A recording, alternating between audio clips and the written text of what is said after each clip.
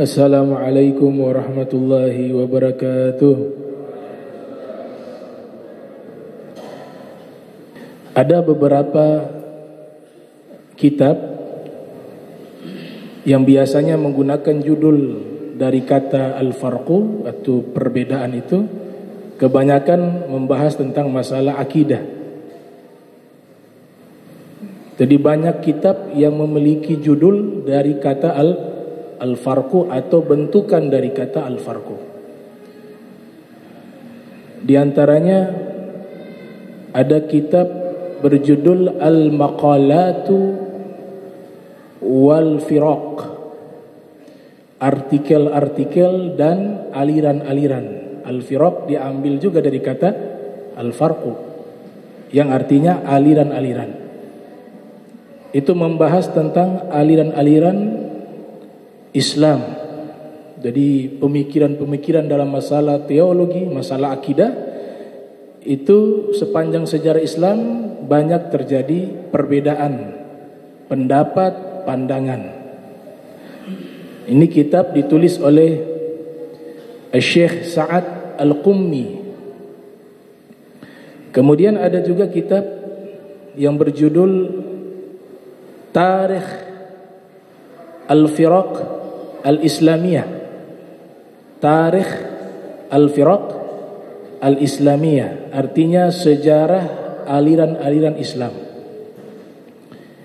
Ditulis oleh seorang ulama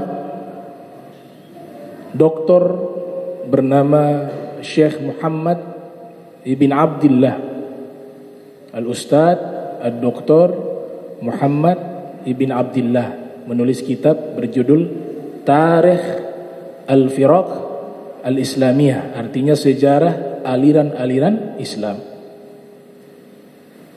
Kitab ketiga, ada kitab yang ditulis oleh Al-Imam Al-Ghazali.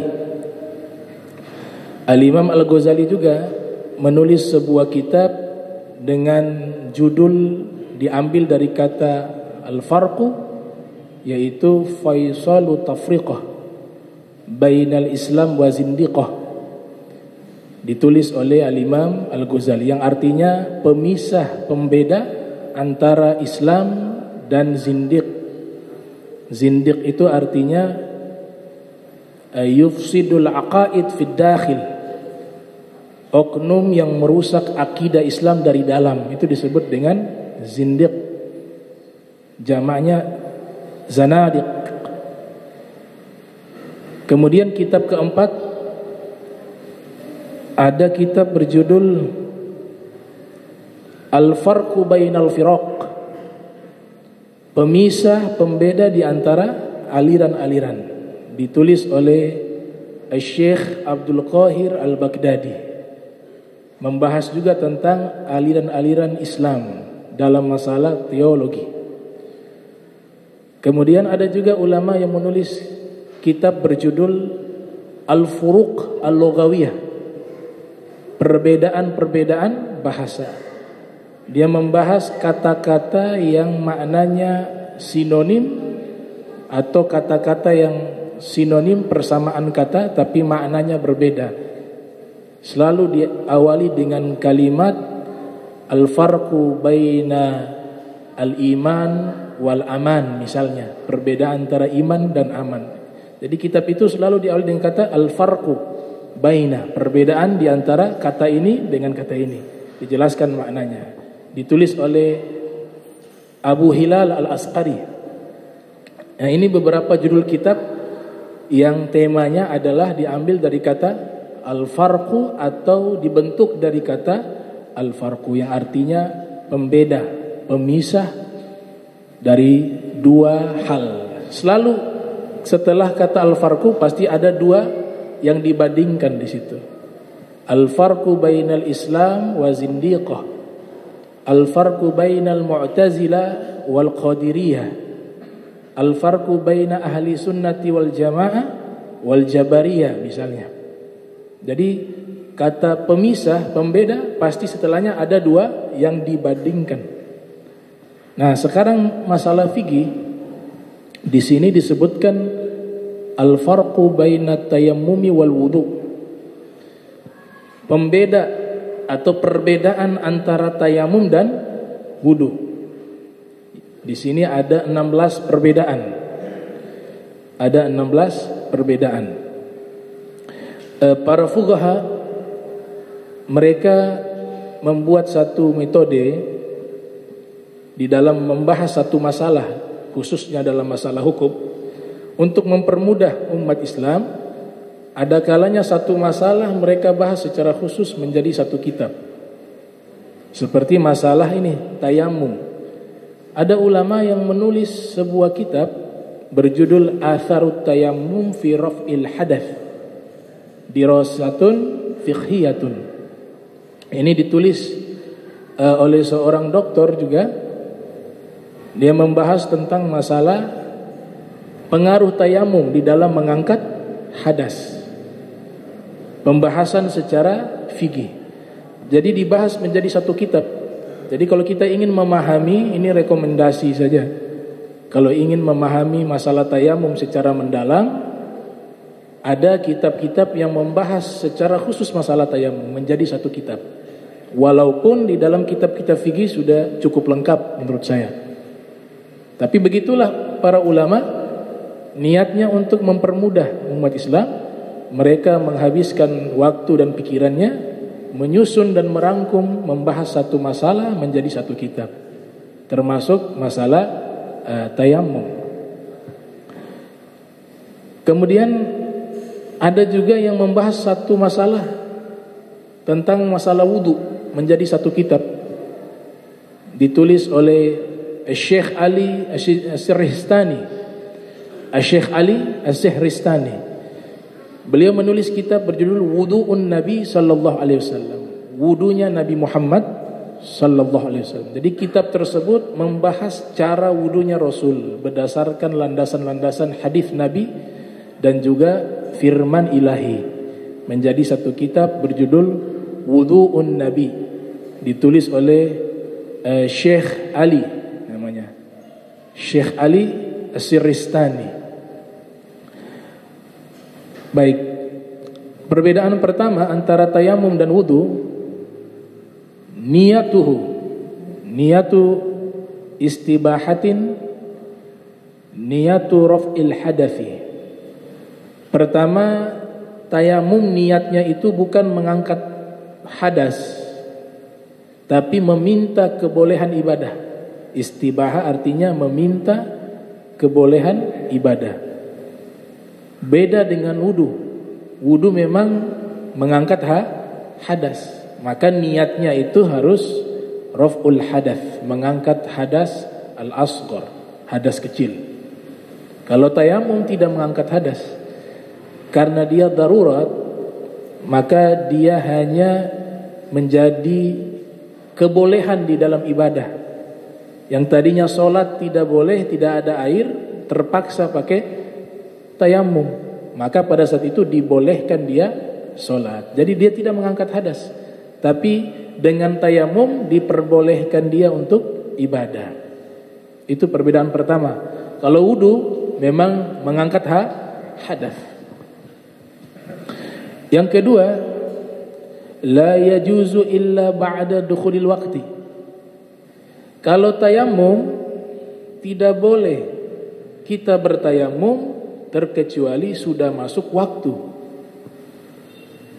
Misalnya sholat, kita tayamum sholat zuhur misalnya, tidak diizinkan kita tayamum pada jam 11. Mungkin kemungkinan jam 12 ada air. Makanya ada kaedah dalam Hasyiyah Al-Bujairimi itu disebutkan la darurata qabla al-waqti. Di dalam satu nasakh disebutkan la darurata qabla dukhulil waqti. Tidak ada yang namanya darurat dikerjakan sebelum waktu. Yang namanya darurat pasti di saat waktunya sudah masuk. Makanya tayamum itu tidak boleh kita bertayamum terkecuali ba'da dukhulil waqti, sudah masuk waktu. Beda dengan wudu. Wudu yajuz yajuzu an yakuna qabla dukhulil waqti. Kalau wudu boleh kita berwudu sebelum masuk waktu salat. Itu bedanya. Yang ketiga,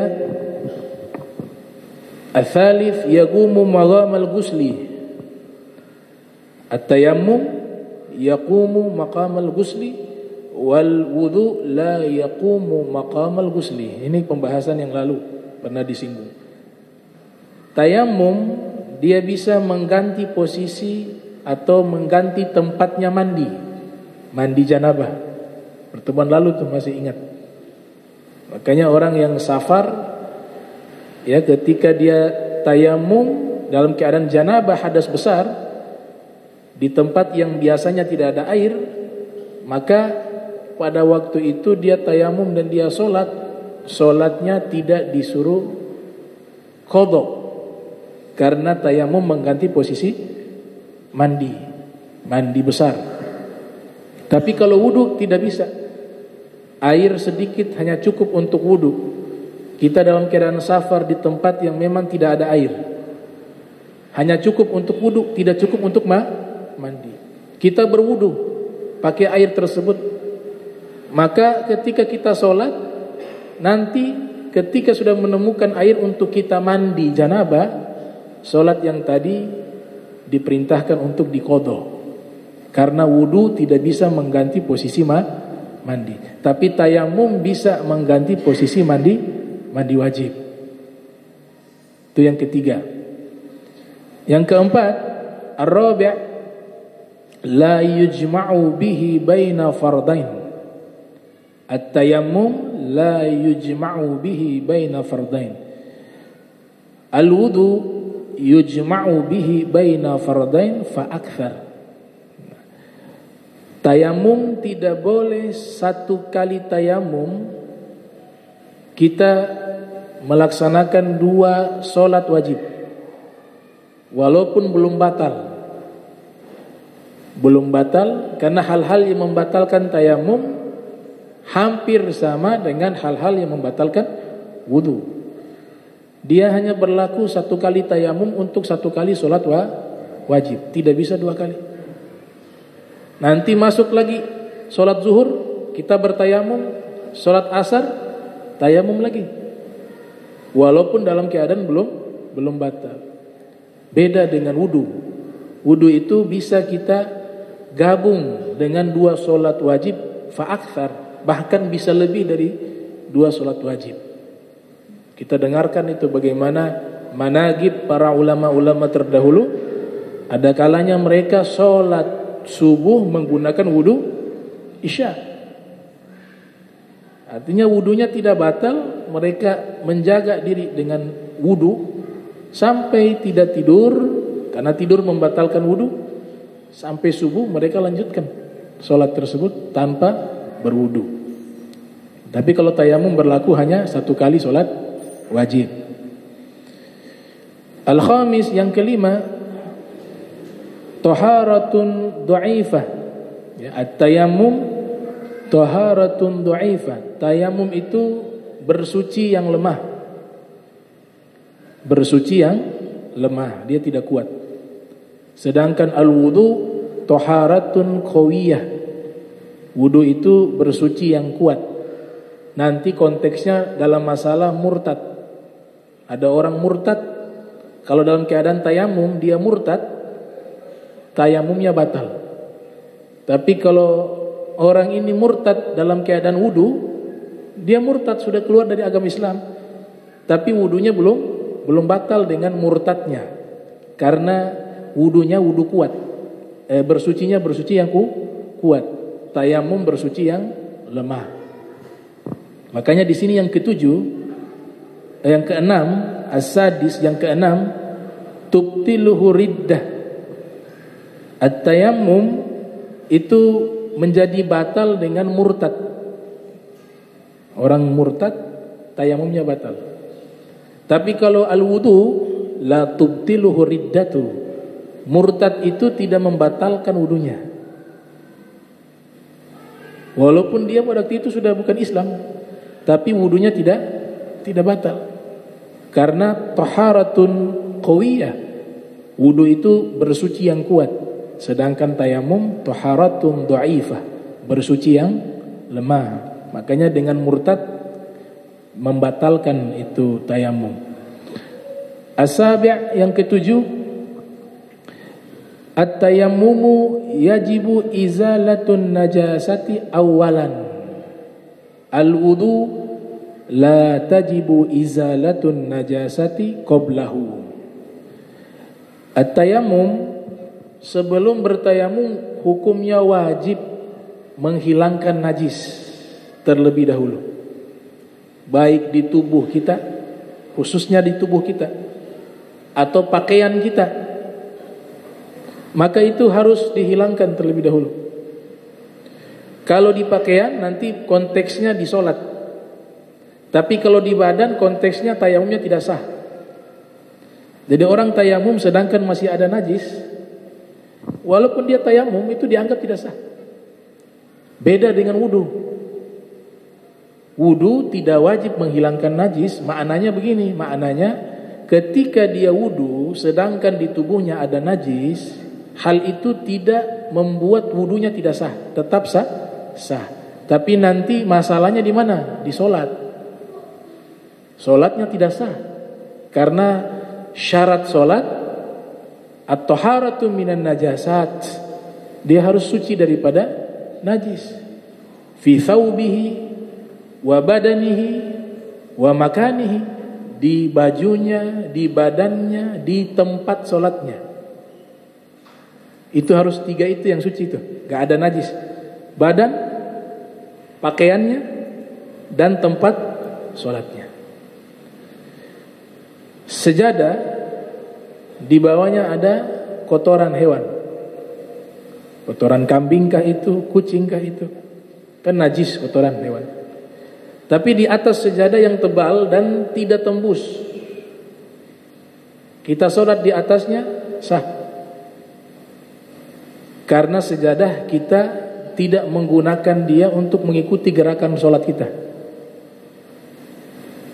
Analogi yang sederhana, kita sholat di hamparan tanah misalnya, di lapangan, melaksanakan sholat hari raya Idul Fitri misalnya. Sendal yang saya pakai, yang saya gunakan, di bawahnya ada menginjak kotoran hewan. Kemudian saya sholat menggunakan sendal, posisinya saya pakai itu sendal. Maka hal ini jika dilakukan, sholatnya tidak sah. Kenapa? Karena sendal dia gunakan, ketika dia gunakan mengikuti dia sholat. Tapi kalau sendalnya dilepas, walaupun di bawah sendalnya itu ada kotoran, kita tidak memakai sendal, tapi kita menginjak di atas sendal, dia tidak mengikuti gerakan sholat kita. Dia hanya fungsinya sebagai tempat sholat, bukan menjadi pakaian. Kalau memakai itu dianalogikan seperti memakai pakaian, maka hukumnya sah. Sama halnya sejadah, begitu. Jadi memang najis ini membahayakan sholat kita, tapi jangan juga menjadi orang yang terlalu was-was. Akhirnya disitulah perannya syaitan. Syaitan namanya Walhan dan lain sebagainya. Dia yuwaswisu fil ibadah, selalu memberikan bisikan-bisikan was-was di saat kita beribadah. Kayaknya Imam Ghazali mengajarkan tuh, tiap kali sebelum takbiratul ihram baca surat An-Nas. Al-Imam Al-Ghazali ijazahkan itu, karena untuk menghilangkan was-was. Salah satu sahabatnya Al-Habib Ali bin Muhammad Al-Habsyi, diceritakan di dalam manaqib beliau, ini ulama atau sahabatnya Habib Ali ini punya was-was yang sangat tinggi, sampai kalau sholat tuh harus lihat dulu, periksa sakunya, takut ada najis. Akhirnya tersiksa. Al-Habib Ali ingin menghilangkan was-was di dalam hatinya. Mari kita sholat. Diajak kemana? Ke kandang kambing yang di situ banyak kotoran. Bib, sholat di sini, Bib. Ya, sekali-sekali kita sholat di sini. Hamparkan sejadah, sholat. Selesai sholat, Habib Ali mengatakan apa? Solat kita walaupun di kandang kambing, di sampingnya ada kotoran, selama dia tidak menyentuh kita secara langsung, maka kita solatnya dianggap sah. Setelah itu was-wasnya hilang. Jadi menjaga tubuh kita, pakaian kita, tempat untuk solat itu dari najis, itu satu hal yang wajib karena berkaitan dengan syarat sahnya solat. Tapi kalau berlebihan juga akan menyusahkan. Al-masyaqqatu tajlibu taysir. Nah ini perbedaan yang ketujuh, wajib menghilangkan najis terlebih dahulu. Jadi kalau tayamum masih ada najis, dia ketika tayamum sedangkan di tubuhnya ada najis, tayamumnya tidak sah. Berbeda dengan wudu.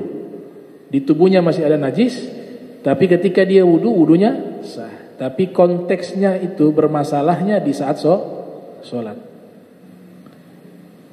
Yang kedelapan, al-thamin, yajibu al-istihadu lil qiblati qablahu 'inda Ibni Hajarin. Al-wudu la yajibu.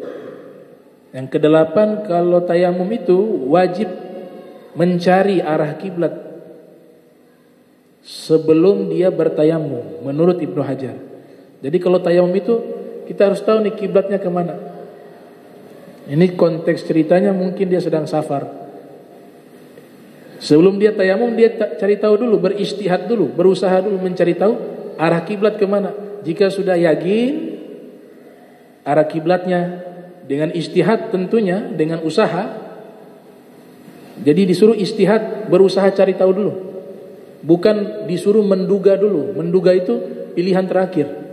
Sudah berusaha, sudah mencari, kemudian mentok itu istihadnya, baru keyakinan itu muncul. Oh, kayaknya kiblat ke sini. Salat. Nah, kalau tayamum sudah tahu arah kiblat baru tayamum. Kalau belum tahu arah kiblat belum bisa tayamum. Kayaknya di dalam Imriti itu semua amalan kalau tidak ada yakin dalam Islam dia menjadi sia-sia. Semua amalan, baik amalan fikih, amalan zikir, amalan hati, semuanya kalau gak ada yakin hilang. Solat ragu arah kiblat, solatnya batal. Ragu arah kiblatnya.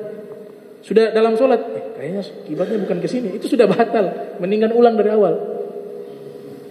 Al yakin la yuzal bisyak.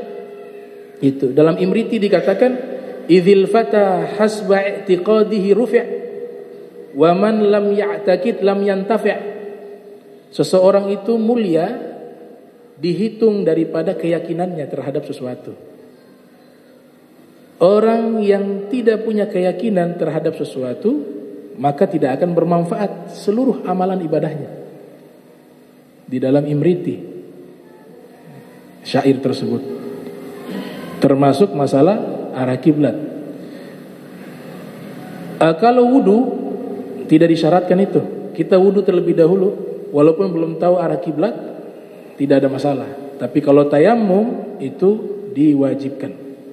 Hukumnya wajib. Itu perbedaan yang ke-8 antara tayamum dan wudu. Perbedaan yang ke-9, at-tasi' yakunu fil wajhi wal yadain faqat. Al-tayammumu yakunu fil wajhi wal yadain faqat. Al-wudu'u yakunu fil wajhi wal yadain war ra'si war rijlaini. Nah, perbedaan yang ke-9 ini, bertayamum itu hanya di wajah dan di kedua tangan saja. Wajah sama kedua tangan. 2 kali pengambilan debu. 1 kali untuk wajah, dorbatan li wajhi. Kemudian pengambilan debu yang kedua, dorbatan li yadain. 1 kali ini untuk 2 tangan. Pengambilannya itu hukumnya harus karena dia rukun, pengambilan debu. Jadi gak ada tayamum itu pakai kumur-kumur.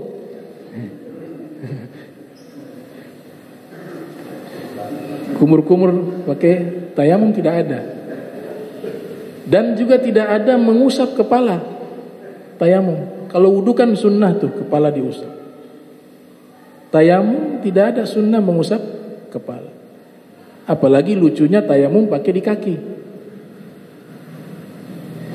Tayamum hanya 2, wajah dan kedua tangan. Tangannya, teknisnya itu nanti di dalam muqarnatul madzhab, perbandingan mazhab, teknisnya macam-macam. Ada yang hanya sampai telapak tangan saja.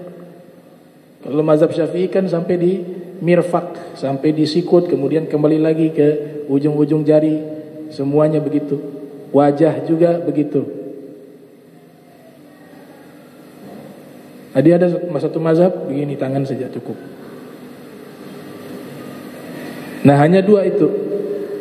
Kenapa hanya ada dua? Ya karena Allah Ta'ala menyatakan dalam Al-Quran, usaplah ya tayamum tersebut dengan wajah dan kedua tangan kalian.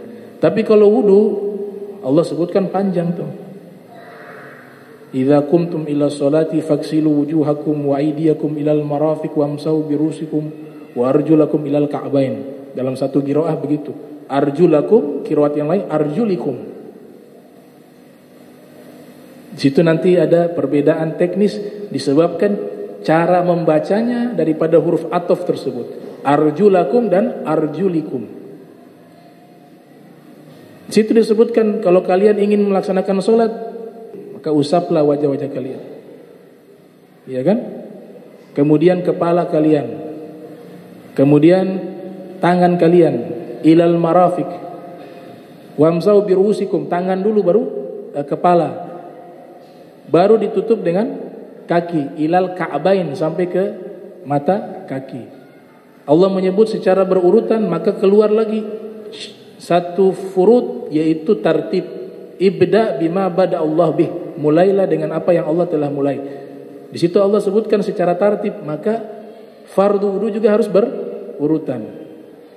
Tapi kalau tayamum disebut hanya wajah dan kedua tangan. Makanya dalam masalah anggota yang wajib diwudukan dan wajib ditayamumkan tidak ada khilaf. Karena di dalam Al-Quran sudah jelas.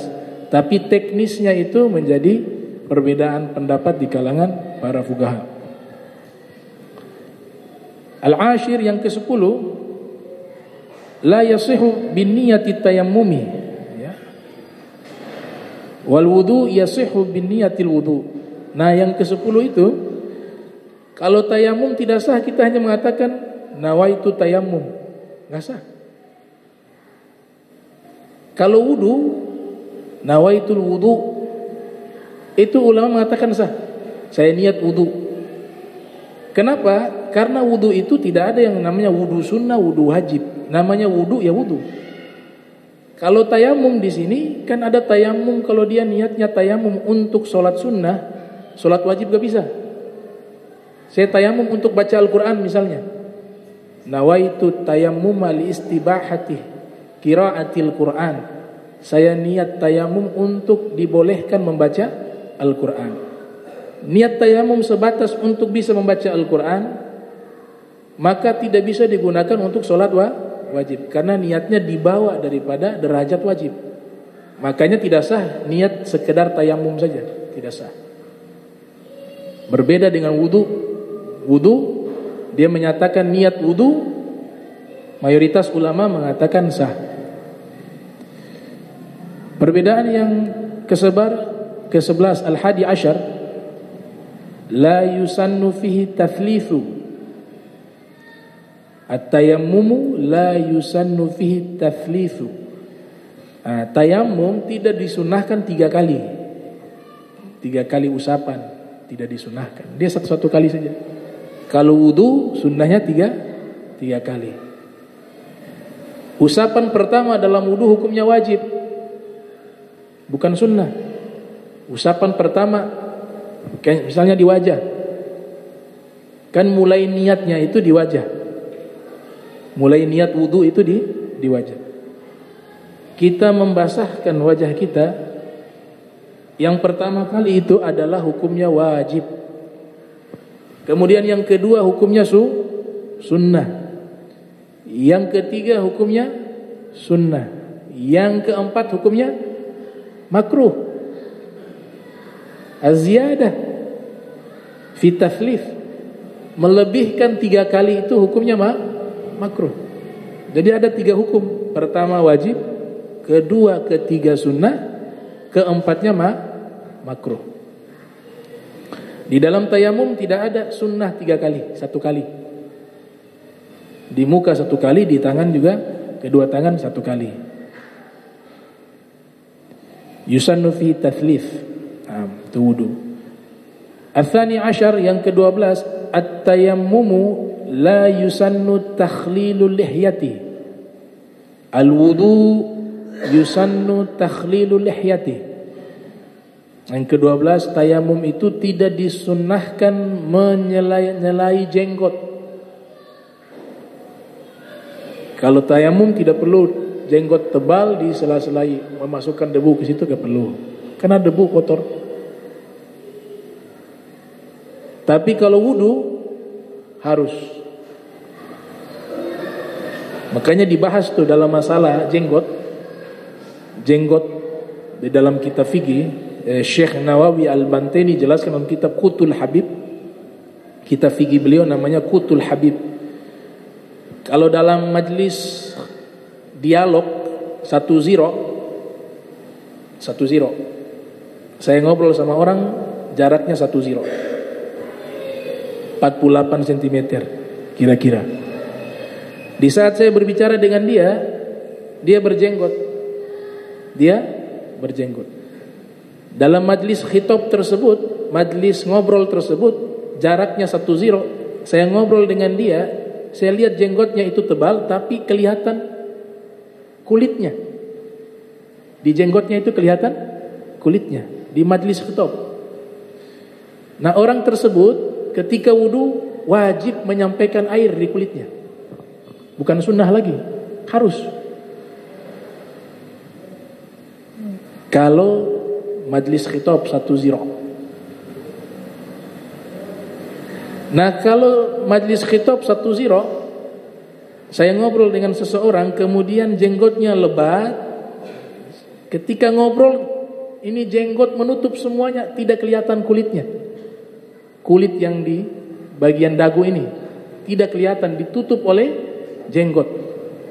Maka menyela-nyelai ketika wudu hukumnya sunnah, bukan wajib. Tapi kalau kelihatan, wajib. Nah, sekarang kasusnya perempuan berjenggot. Sekarang kan sudah ada tuh perempuan jenggot, iya kan? Sudah ada. Itu kitab fikih sudah bahas. Mungkin di zaman dulu belum ada, tapi zaman sekarang banyak perempuan berjenggot. Bagaimana perempuan berjenggot hukumnya? Kalau perempuan berjenggot, walaupun di majlis khitab kelihatan kulitnya ataupun tidak kelihatan kulitnya, tetap wajib menyampaikan ke kulitnya. Makanya disuruh cukur.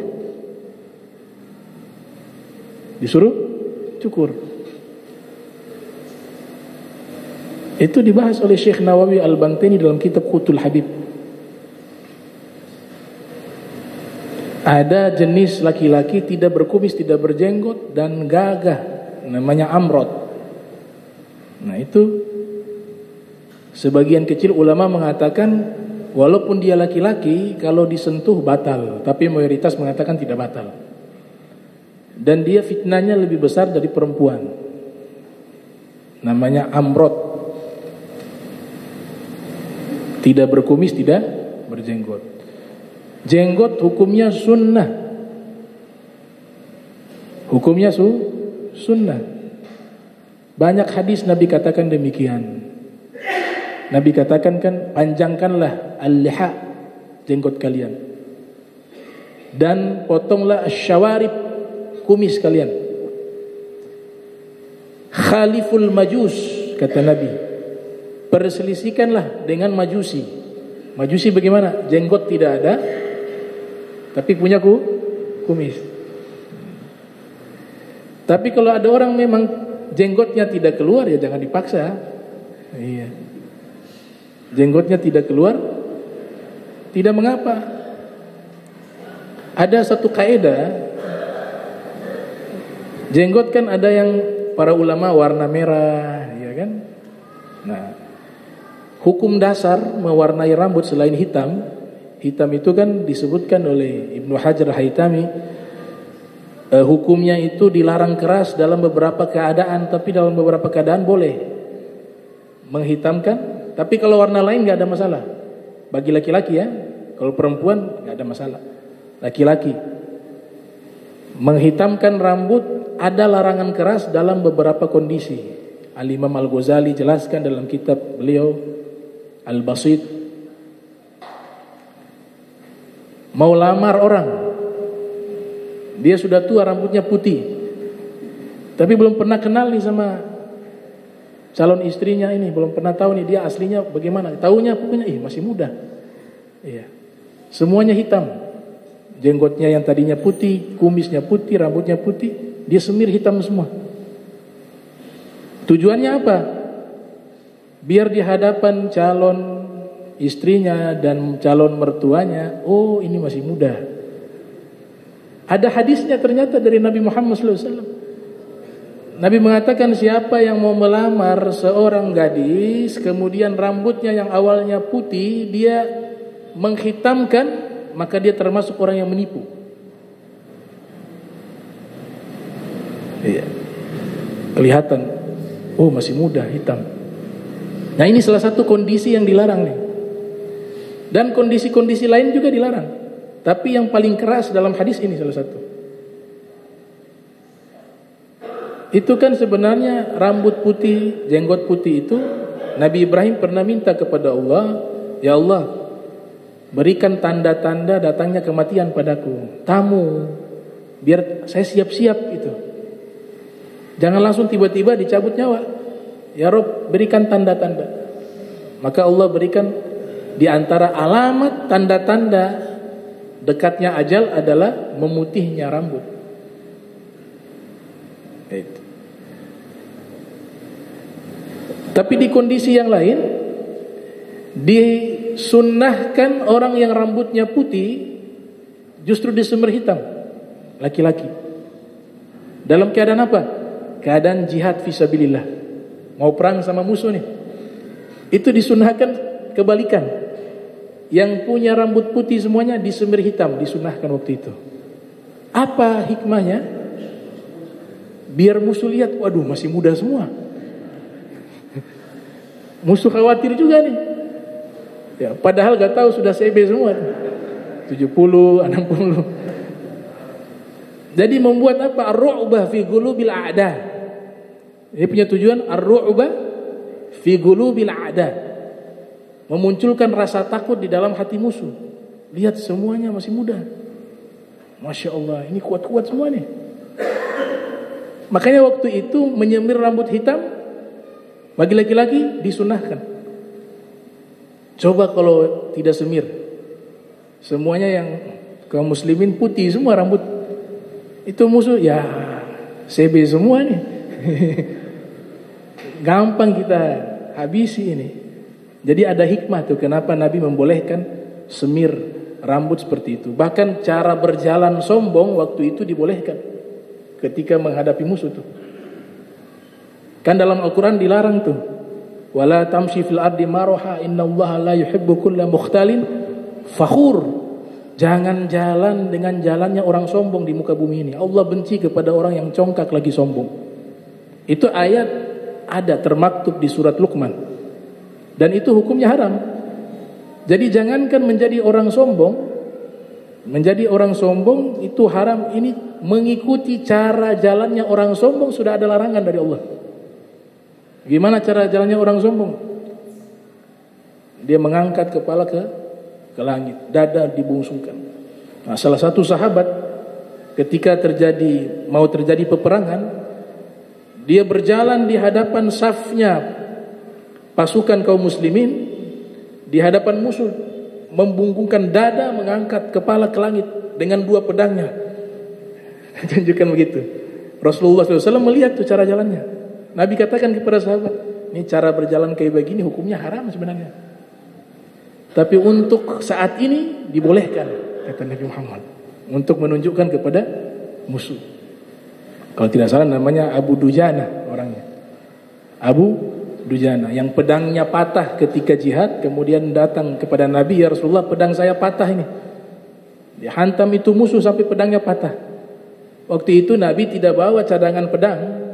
Di samping Nabi ada kayu. Diambil itu kayu, diberikan kepada Abu Dujana, ambil ini kayu, dipegang oleh Abu Dujana, itu berubah jadi pedang. Itu mukjizatnya Nabi Muhammad sallallahu alaihi wasallam. Nah, tayamum tidak disunahkan mentakhlil, menyela-nyelai jenggot, tidak disunahkan. Tapi kalau wudu disunahkan. Yusannu takhlilu lihya. Ya. Nah, kaitan dengan rambut tadi, warna hitam bagi laki-laki hukumnya haram. Tapi warna-warna lain hukumnya boleh. Makanya jenggot tuh ada yang warna merah, termasuk rambut juga. Tapi ada kaidah, Imam Ghazali juga tidak salah yang menyatakan, kalau sudah menjadi syiarnya orang-orang fasik, satu sunnah yang sudah diambil oleh orang fasik dan menjadi syiar kebesaran, maka sunnah itu ditangguhkan sementara. Artinya kita mendukung juga syiarnya orang fasik. Zaman sekarang misalnya orang-orang Eropa, orang-orang Barat, orang-orang kafir, kalau main itu alat musik, mabuk dan sebagainya, rambut kan warna-warni, ada merah, ada hijau. Itu sebenarnya warna-warna begitu dianjurkan. Tapi karena di zaman kita sudah tidak sesuai dengan konteks, masa ada kiai rambut warna hijau, merah, kuning. Dilihatnya jadi aneh. Maka ditangguhkan sementara, cari dulu. Ini sunnah ini nanti ada waktunya. Kalau sekarang jadi syiarnya orang-orang fasik. Syiarul fasikin. Apalagi pakai pang begitu baru merah. Kalau rambut yang kayak begitu haram. Ada namanya qazaf. Di atas ada rambut, di sampingnya ini botak, itu juga dilarang. Iya. Mewarnai rambut dibolehkan selain warna hitam, tapi kan kita lihat kondisi zaman sekarang, kayaknya kurang pas dah. Itu. Kan luar biasa, ada penceramah, wih rambut hijau. Semua hijau. Besok ada yang merah. Iya. Nanti orang salah alamat, ini lagi ceramah kali konser musik. Nah, itu dia punya sunnahnya ditangguhkan sesaat, kata Imam Ghazali, karena zamannya sudah menjadi syiarnya orang-orang fasik. Yang ke-13, Atsalis asyar la yajibu isalit turabi ila manabiti sya'ri. Tayamum itu tidak wajib menyampaikan debu ke tempat tumbuhnya rambut. Jadi sekedarnya saja. Tapi kalau wudu sunnah itu wajib. Yajibu isalul ma ila manabiti sya'ri. Wajib menyampaikan air ke tempat tumbuhnya rambut. Artinya ketika mengusap harus tempat tumbuhnya rambut itu kena dia sampai air ke situ. Kalau rambut kan Imam Syafi'i dan mazhab Syafi'i menyatakan satu helai rambut sekalipun itu kalau kena air dari ujung sampai bawah sah.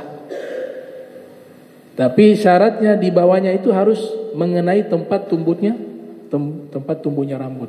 Tapi kalau tayamum tidak.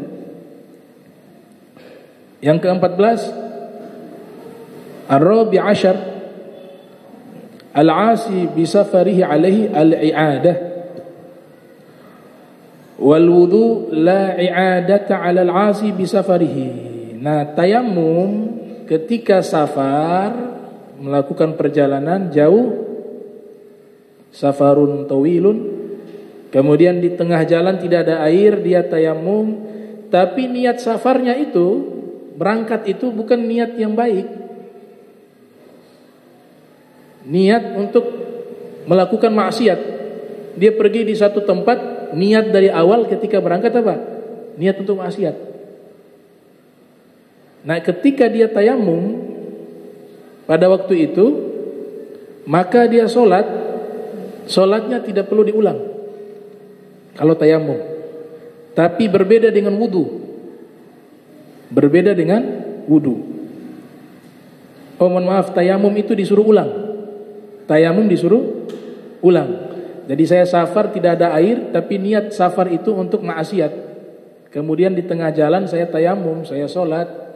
Karena niat tadi itu melakukan safar niatnya maksiat, solat yang saya lakukan tadi di tengah jalan tersebut harus diulang. Karena sebab niat safarnya maksiat, bukan niat yang baik. Berbeda dengan wudu. Wudud la i'adata 'alal 'asi bi safarihi. Kalau perjalanan jauh kita niatnya maksiat, ada orang niatnya maksiat, kemudian dia sholat menggunakan wudu, sholatnya dinyatakan sah dan tidak perlu diulang. Itu perbedaan antara tayamum dengan berwudu. Yang ke-15, al-khamis asyar, la yusalla bihil fardu biniyati nafl.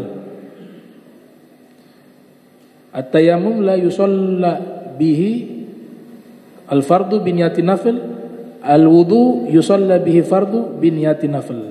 Nah, tayamum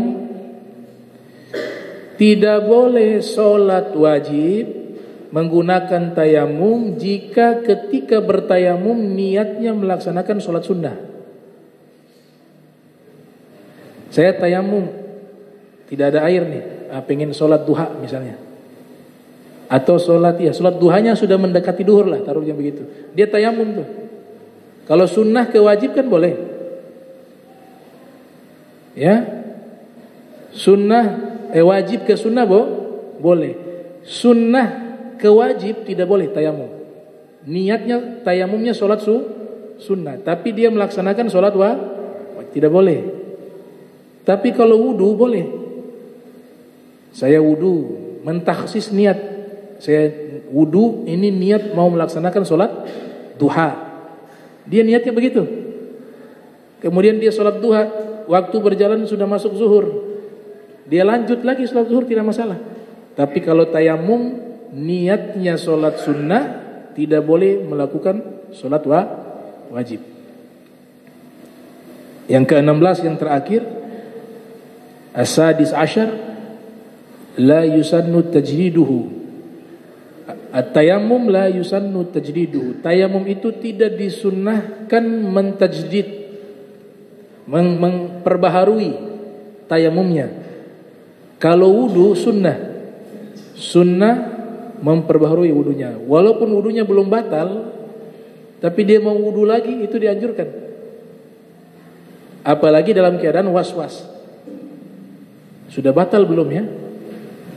Kalau dia ragu sudah batal atau belum, dia wudu lagi, masuk sunnah daripada tajdidul wudu. Salah satunya izalatus syak, menghilangkan keraguan. Tapi kalau ragunya sudah wudu atau belum ya, maka dia punya wudu batal. Kalau ragunya saya sudah wudu atau belum wudu, di situ saat itu dia harus wudu. Tapi kalau ragunya saya sudah batal wudu atau belum ya, di sini dia mainkan keyakinan, oh kayaknya belum sah. Tapi disunnahkan untuk menghilangkan was-was, dia tajdidul wudu. Tapi kalau ragunya, saya sudah wudu tadi atau belum ya? Berarti belum. Kenapa yang ragunya sudah batal atau belum batal itu dengan keyakinan keraguan hilang dan hukumnya kita tetap sah melaksanakan sholat dengan wudu tersebut karena asalnya dia wudu. Kalau kita ragunya antara sudah batal atau belum, berarti tadi sudah wudu. Asalnya dia sudah wudu, cuma dia ragunya ini antara dia batal atau tidak. Maka diambil sudah asalnya adalah wudu. Tapi kalau ragunya sudah wudu atau belum ya, nah ini lain. Berarti dia ragunya di antara sudah wudunya atau belum, maka belum wudu, ambilnya belum wudu, dia wudu. Nah ini memang amalan-amalan orang soleh, yaitu selalu menjaga wudu. Orang kalau selalu menjaga wudu, ibadahnya mudah. Ada salah satu Habib, namanya Al-Habib Abdullah bin Husain bin Thohir, itu terkenal sebagai ulama yang sangat menjaga wudu. Tidak dibiarkan dalam keadaan hadas, batal wudu lagi. Karena beliau isi hari-harinya full dengan ibadah. Sampai beliau katakan, kalau ada orang jual waktu, saya mau beli waktu tersebut. Kenapa? Karena waktu saya sudah habis untuk ibadah, tidak ada tersisa lagi. Kalau ada yang jual, saya mau beli untuk saya tambah tuh ibadah saya di hari itu. Beliau punya amalan itu disebutkan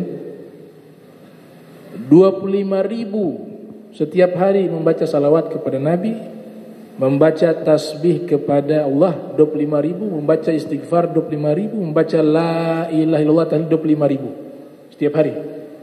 Salawat 25.000, tasbih 25.000, istighfar 25.000, la ilaha illallah 25.000, dan zikir-zikir lainnya 25.000 semuanya. Salat duha 8 juz Al-Quran dibaca. Salat malam dan munajat 10 juz Al-Quran. Sisa waktu ngarang kitab, ngajar, mengajar, ibadah. Habis waktunya. Sampai dikatakan kalau ada yang jual waktu pada saya beli untuk saya tambah ibadah di waktu tersebut, di hari tersebut. Itu. Nah, itu artinya dia memakmurkan waktu. Beliau bisa lakukan itu karena apa? Salah satu amalnya dia tajdidul wudu, selalu menjaga wudunya. Beliau termasuk ulama yang sangat jaga wudu. Murid beliau Al-Habib Ali bin Muhammad Al-Habsyi yang menulis Maulid Simtudurar itu adalah salah satu murid beliau. Habib Utsman bin Yahya Batavia, Mufti Batavia juga murid beliau. Beliau yang menyusun tadi Ya Arhamar Rahimin itu termasuk adalah susunan beliau. Qasidah tadi, kemudian qasidah atau doa selepas belajar Ya Rabbana A'tarafna itu juga ditulis oleh beliau. Kemudian kitab Sulamun Taufik itu juga ditulis oleh beliau. Itu beliau punya amalan, itu waktu satu hari itu full, gak ada celah, full, gak ada celah yang kosong, semuanya isinya ibadah. Sampai Al-Habib Ali bin Muhammad Al-Habsyi mengatakan, lau ja'a katib bayaktub, pakai lahjah Hadrami. Lau ja'a katib bayaktub a'mala waladil Husain ma bayaqdir yaktubuha aw yuhsiha likathratiha. Seandainya ada orang ahli menulis, dia mencatat seluruh amalan-amalannya Al-Habib Abdullah bin Husain bin Thohir, maka dia tidak akan mampu mencatatnya karena begitu banyak amal-amal ibadah yang dilakukan, tidak mampu mencatatnya. Ada beliau punya munajat tuh. Ini beliau punya ibadah sudah luar biasa seperti itu, tapi dalam munajatnya, dalam qasidahnya tidak pernah menyebutkan punya amal. Enggak pernah mengatakan ya Allah saya punya zikir nih banyak seperti ini, tolong kabulkan doa saya. Ya Allah saya punya ibadah seperti ini. Enggak pernah. Dalam munajat beliau mengatakan ya Rabbi ma ma'na amal wa kasbuna kulluhu zalal lakin lana fika amal tuhyi idhama ramah. Ya Allah bihusnil khatimah qad hana hinul intiqal wal umru wali fid dhalal lakin narju dzal jalal bijahi walid Fatimah umnun bihusnil khatimah. Beliau mengatakan dalam qasidahnya, dalam syairnya, ya Rabb saya ini tidak punya amal.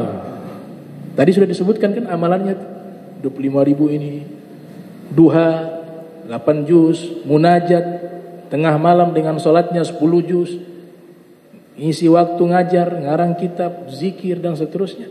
Tapi munajatnya ya Rabb ma ma'na amal. Ya Allah saya tidak punya amal. Kalau beliau tidak punya amal, kita ini apa kira-kira? Ya Rabbi ma ma'na amal. Diajarkan apa? Merasa kurang di dalam melakukan amal baik, tidak merasa puas. Ya Rabbi ma ma'na amal. Wahai Allah, saya tidak punya amal, kami tidak punya amal. Wa kasbuna kulluhu zalal. Usaha kami dalam amal semuanya banyak cacatnya, banyak kurangnya, zalal. Diajarkan apa lagi? Kita jangan putus asa. Lakin lana fikal amal.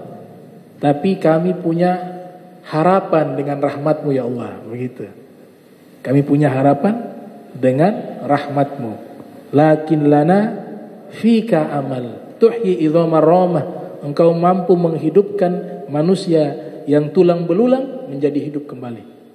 Ya Allah bihusnil khatimah. Ya Allah berikan saya husnil khatimah. Jadi seakan-akan tidak memiliki apa-apa dalam amal. Itu para aulia biasa ciri-cirinya begitu. Merasa paling kurang, merasa paling banyak dosa, merasa banyak salah, tidak pernah menghukumi orang lain, yang dia hukumi selalu dirinya yang kurang. Ini Al-Habib Abdullah bin Husain bin Toh itu dalam qasidahnya tertulis tuh begitu. Qad hana hinul intiqal wal umru wali fid dalal. Ajal saya sudah dekat ya Allah. Umur saya sudah mau selesai. Tapi saya masih dalam keadaan tidak baik. Masih dalam keadaan dolal, tidak baik, masih menyimpang dari perintahmu, dari ajaran. Ditambah beliau mengatakan apa? Lakin narju dzal jalal bijahi walid Fatimah. Akan tetapi ya Allah, kami punya harapan kepadamu yang maha mulia. Engkau bisa selamatkan kami dengan berkat pangkat ayahnya Sayyidah Fatimah, Nabi Muhammad sallallahu alaihi wasallam. Umnun bi husnil khatimah. Maka dengan berkat itulah anugerahkanlah kepadaku husnul khatimah. Ada saya dapat video kiriman. Ada ustazah itu ya. Coba perhatikan tuh yang ustazah yang meninggal lagi sedang membaca. Itu lagi baca Al-Baqarah kalau tidak salah itu. Kemudian ada lanjut dengan surat yang lain kan. Ada hadis Nabi katakan, pangkatmu di akhirat sesuai dengan ayat Al-Quran yang kau baca di akhir hidupmu. Tapi yang suka baca Al-Quran, mana ada nonton sinetron dan Korea, tahu-tahu meninggal baca Al-Quran. Waktunya habis seperti itu. Yang meninggalnya seperti itu karena menggambarkan waktunya kebanyakan habis dengan itu. Yang bilang bukan saya, yang bilang para ulama. Imam Al-Munawi dalam kitab Faidul Qadir menyatakan begitu. Yamutul mar'u ala ma 'asha alaihi wa yub'atsu anhu ala ma mata alaihi. Wafatnya seseorang tergantung aktivitas hidupnya sehari-hari. Kalau yang ia isi banyak membaca Al-Quran, dia meninggal tidak jauh dari membaca Al-Quran. Itu luar biasa tuh. Sudah sampai di 2 lafaz tuh, saya perhatikan bacaannya karena saya paham hadisnya itu. Saya dapat riwayat hadis tersebut di dalam kitab Al-Jami'us Shaghir yang ditulis oleh Imam As-Suyuti yang lahir 849 Hijriah, wafat 911 Hijriah. Di situ hadis tersebut ada. Nabi katakan, banyaklah membaca Al-Quran karena sesungguhnya derajatmu di akhirat itu tergambar dari ayat terakhir dari Al-Quran yang kau baca. Kan itu kalau saya perhatikan sampai di kalimat al-muflihun, orang-orang beruntung. Ini mau meninggal sampai di situ, al-muflihun. Kemudian setelahnya dia membaca la ilaha illallah, ada ayatnya mentauhidkan Allah. Jadi berarti itu kita prasangka baik sama itu almarhumah, luar biasa. Itu kematian dan wafat yang diidam-idamkan oleh banyak orang. Di antaranya meninggal dalam keadaan ibadah.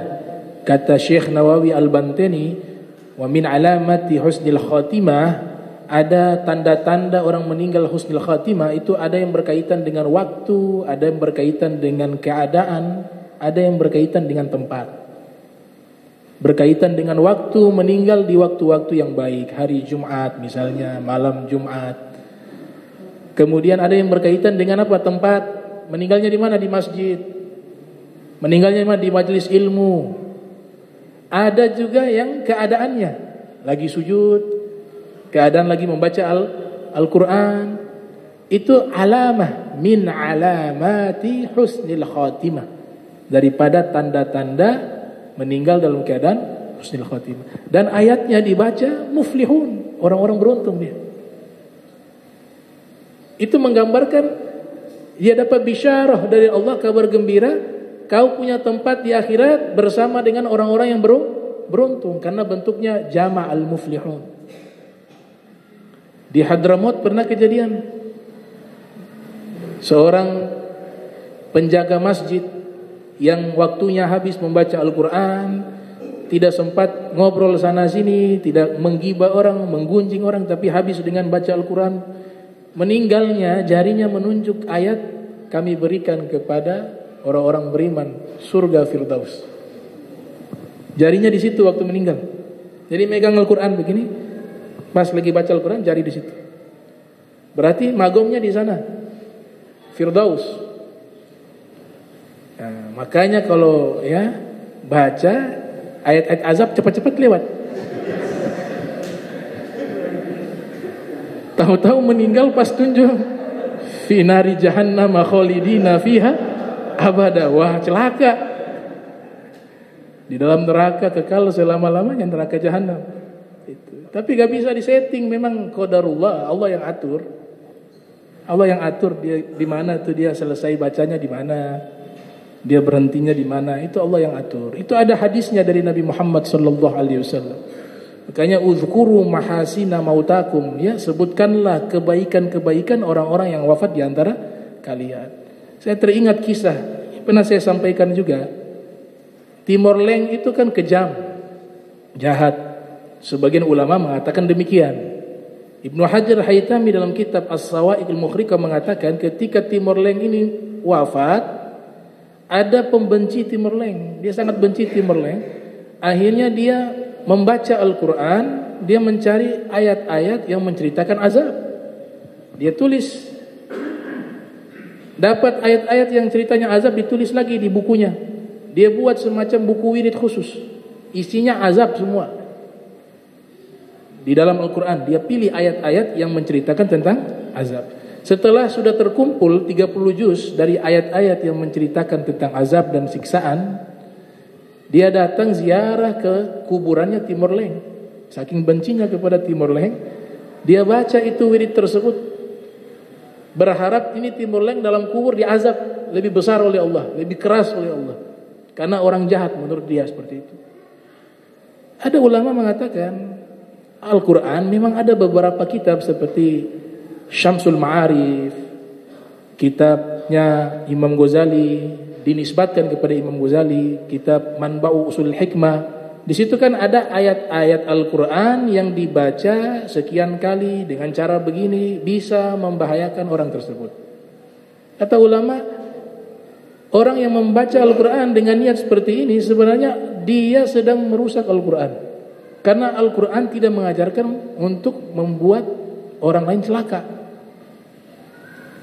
Al-Quran itu adalah syifa, Al-Quran itu adalah hudan, Al-Quran itu adalah nur. Semua sifat Al-Quran baik. Walaupun ada orang yang dia tidak senang karena orang itu jahat, tapi bagi orang yang ingin mencapai maqam bersama orang-orang siddiqin, kayak doanya Habib Ali Al-Habsi, Allahumma inni as'aluka, ya, aku meminta kepadamu itu al-khilafah al-uzma, khilafah yang agung, as-siddiqiyah al-kubra wal khilafat al-uzma.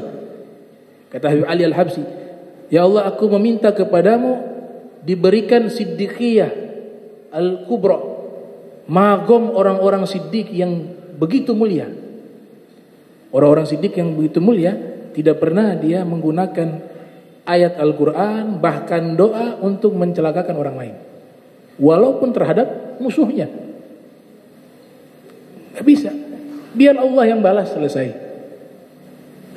Takut nanti ada yang berlebihan dari apa yang dia lakukan, kita sekian, ternyata kita mengamalkan doa ini, membaca ayat ini, dia celakanya lebih daripada itu. Khawatir yang lebih itu nanti Allah tanya kepada kita.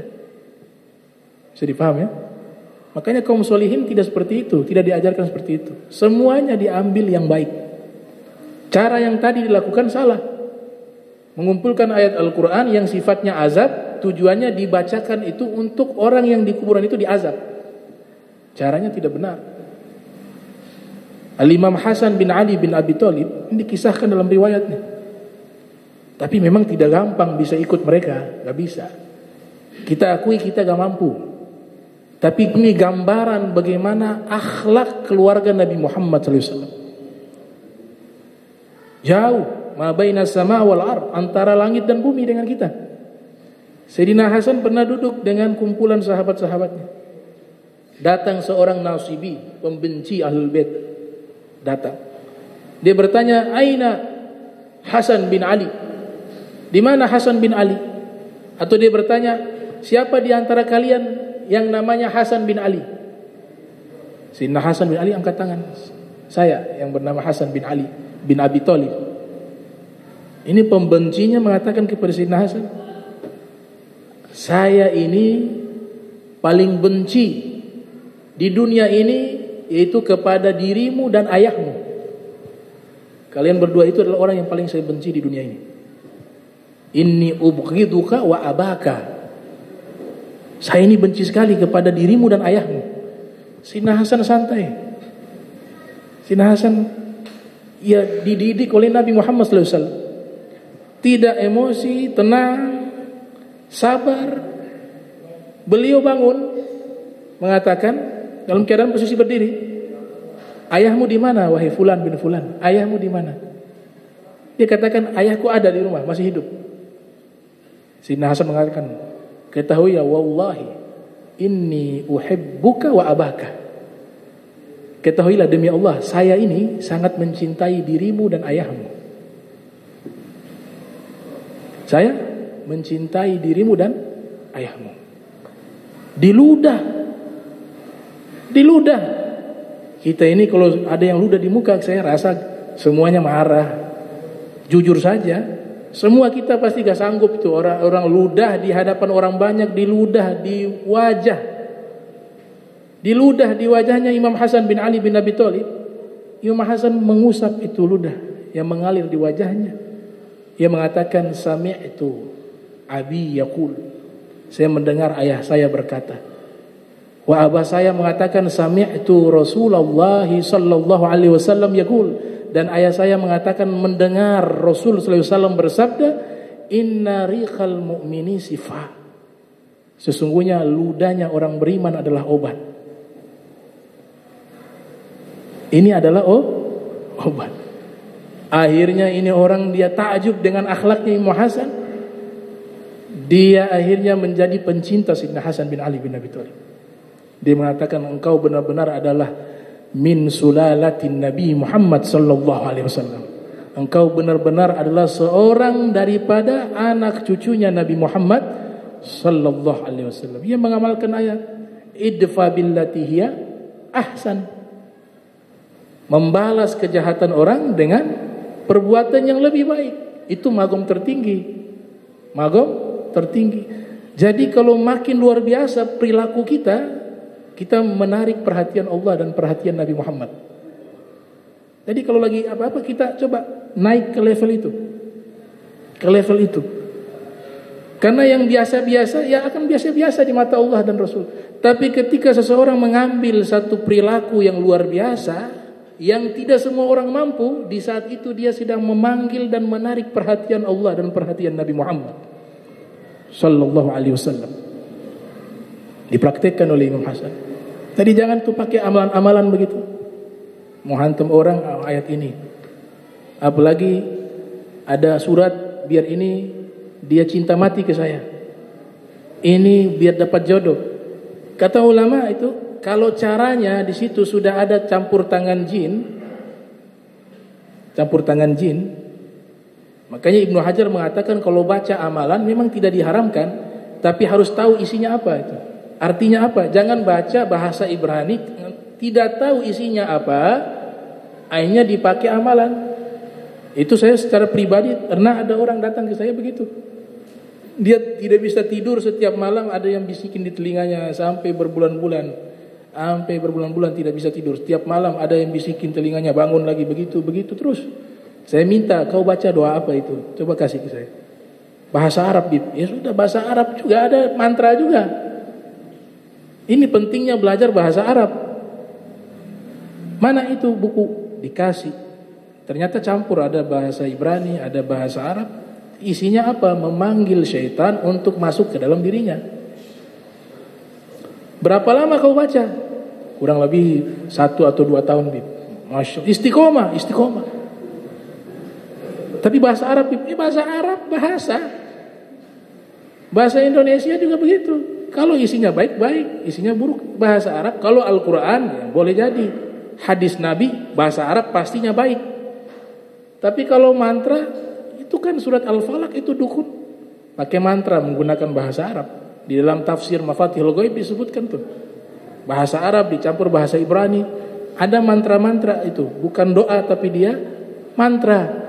Makanya Ibnu Hajar mengharamkan, Ibnu Hajar Al-Haytami mengharamkan. Beliau tidak mengharamkan tuh namanya ajimat, enggak diharamkan. Ajimat itu sahabat praktekkan tuh. Abdullah bin Amr bin As punya anak kecil belum bisa membaca Al-Qur'an, dia buat tulisan Al-Qur'an, kemudian dia gulung di kain dan dililitkan di leher anaknya. Itu dalam kitab Al-Adhkar An-Nawawiyah. Isinya Al-Qur'an, enggak ada masalah. Tapi masalahnya kita membaca, mengamalkan, caranya tidak baik. Pakai Al-Quran, benar Al-Quran, tapi caranya apa? Mau celakakan orang, mau begini orang. Berarti Al-Qurannya tidak salah, dia caranya itu ya salah, jadi haram. Atau yang kedua, caranya benar, biar ini toko laris nih, kan gak apa-apa tuh, rizki. Ada amalan pakai Al-Quran, namanya surat dinar, mereka sebutkan. Surat doi kalau bahasa Ternate. Surat, padahal cari di 30 juz gak ada surat dinar. Surat At-Tolak. Iya kan? Itu caranya baik. Tapi ini dia ingin mendapatkan rizki, ada amalan yang bukan Al-Quran, bukan hadis Nabi, isinya mantra-mantra yang bertentangan dengan Al-Quran hadis. Maka ini haram. Itu kata Ibnu Hajar Al-Haytami dalam kitab Al-Fatawi Al-Hadithiyah mengatakan demikian.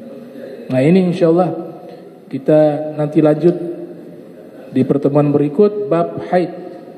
Dan mungkin sekalian juga bulan Maulid, pengajian-pengajian di masjid nanti saya liburkan sementara karena banyak kegiatan acara Maulid Nabi Muhammad SAW. Jadi mungkin 2 minggu ya kita libur di bulan Maulid nanti, bulan Maulid. Mungkin mulainya pas acara Maulid. Di sini tanggal berapa? Tanggal 2. Tanggal 2 di sini nanti bisa hadir acara Maulid tanggal 2. Kemudian di Muhajirin tanggal 1 kan rencananya insyaallah.